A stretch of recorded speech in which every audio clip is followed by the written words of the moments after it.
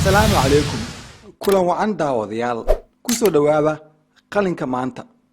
دمان داودياشا قلنك مانتا waxaan u haynaa war farxad gelinaya kadib markii soo gaareen codsiyada badan ee ka imaanaya asxaabteena gaar ahaan daawadayaasheena kuwa in badan na weydiiyay halka ay ka daawan karaan ama ka heli karaan muuqaalada filimka Carlos Cusmaan ayaa waxaan go'aansanay inaan u soo baahino muuqaalada filimadaasi daawada hadaba wax badan xiiseenaysay daawashada macluumaadada halkan aan kugu soo gudbino filmadooda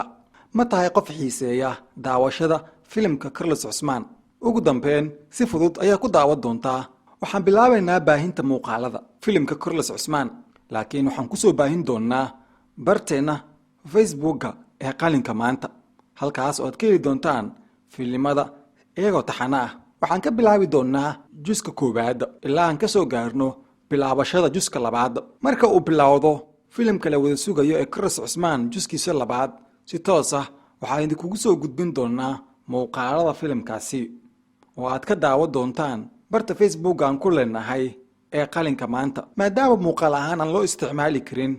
YouTube-ka waxaan si fudud idinku soo gudbin doonaa daawashada qaybaha kala duwan ee Carlos Cusmaan barteena Facebook hadaba haddii aad doonayso daawashada muuqaalkaasi booqo barta aan ku leenahay Facebook ee ah qalinka maanta kadib rukumo si aad u noqoto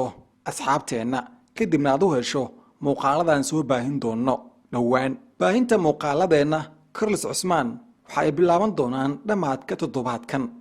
waxaan rajeynayaa inaad halkaas ka soo daawan doontaan muuqaalada